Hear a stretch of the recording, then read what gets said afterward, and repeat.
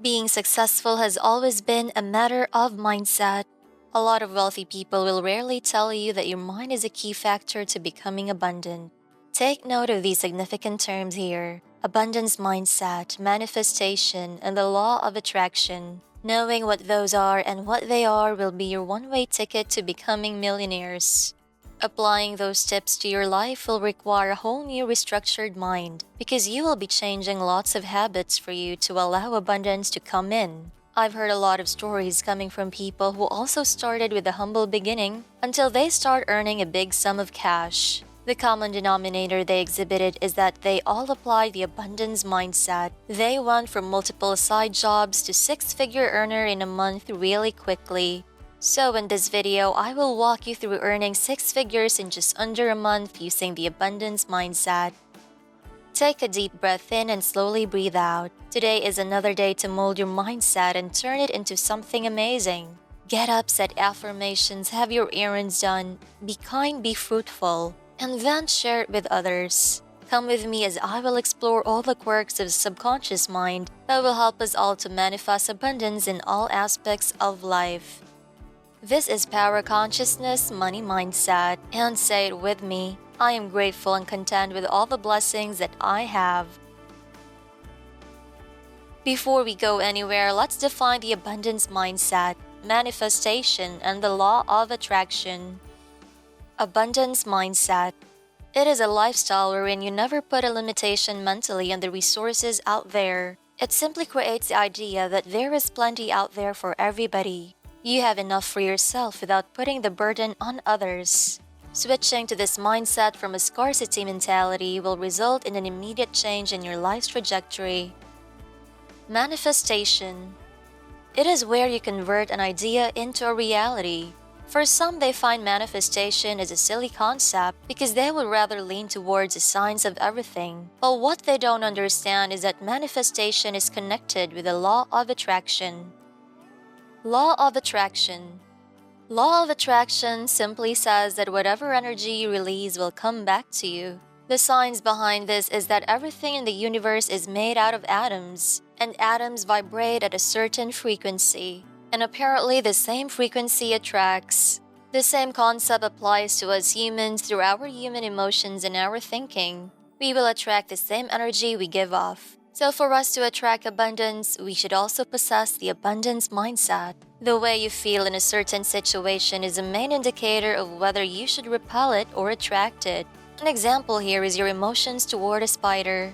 If you fear spiders, your mind will automatically tell your body that you shouldn't go too deep into corners, especially when there are webs. There will be spiders and you are afraid of them. The same goes for the money. When you think of money as a tiring thing to do, your body will automatically be drained just thinking about ways of earning money. To the point when you're just thinking about increasing your pay, your body will recognize it as a sign to work longer. Your body doesn't want to be tired, so your brain will think that money isn't for you or money makes you tired. What will happen is that you will start to gravitate away from wealth. It's a bit ironic because everybody wants money and yet some of us repel from it. That is why we should have to be mindful of the way we react to money. That is the foremost inner work we have to do, since it will indicate whether you have a mindset of abundance or a mindset of scarcity.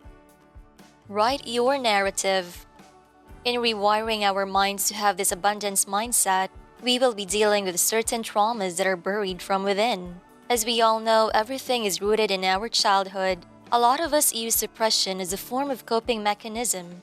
But that won't help at all, because at some point in our lives, we will have to revisit them for us to heal from them. In the financial aspect, some of us dealt with a scarcity mindset that was imprinted by our family. That is why it has been a common situation for us all to carry this mindset as we grow older. Our family used to tell us that money doesn't grow from trees, which suggests that it is hard to earn money. As little kids, we will have this conclusion that, oh, money isn't everywhere, we have scarcity.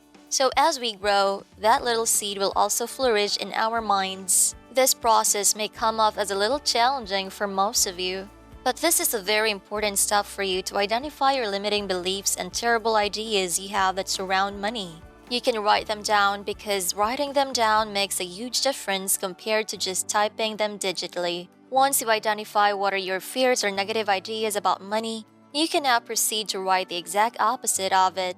Just by doing that, you will be rewriting your own narrative through affirmations.